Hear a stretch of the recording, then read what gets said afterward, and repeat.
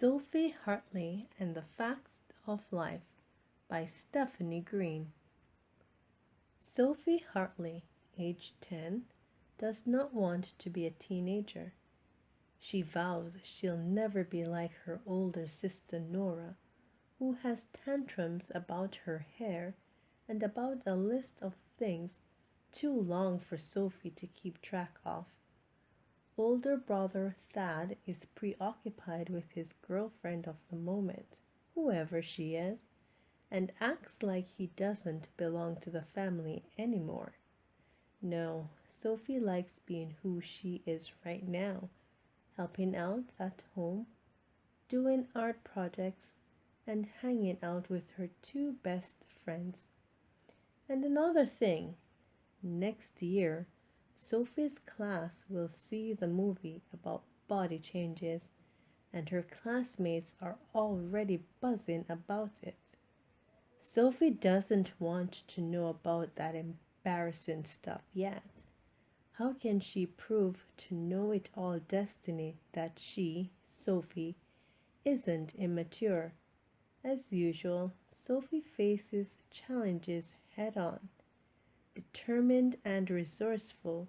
With a little help from unlikely sources, she gets her way while remaining exactly who she wants to be, someone who is gradually changing for the better.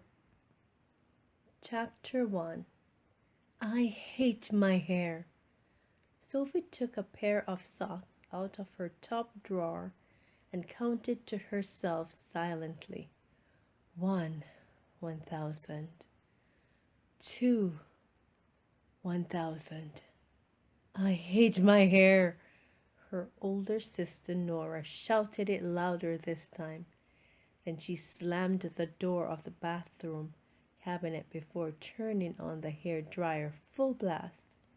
Even the hair dryer sounded furious. Sophie sat on the end of her bed and reached for her sneakers.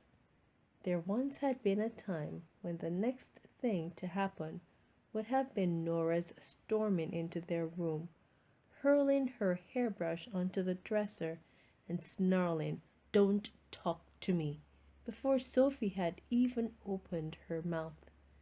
Then Sophie, the old Sophie, would have tried to cheer Nora up by saying something dumb like, "I have curly hair too, and I like it." Sophie couldn't believe how much she'd matured in 2 short months. Since Nora had moved up to the attic and Sophie had turned 10, Sophie had started seeing things in such a new light that she felt as if she could easily be 11 or even 12. The thing was, Sophie wasn't in a rush to be 11 or 12. It would bring her that much closer to being 14. After observing Nora for the past few months, Sophie had decided that 14 was a very emotional age. She would have liked to keep a list of all the things that made Nora furious so she could start practicing not letting them bother her when she was 14. But even since last year, when Sophie had discovered that everyone in the family had been reading her lists, even though she'd kept them carefully hidden, she had given up lists. One particular day last fall had made it final. She and Nora were still sharing a room.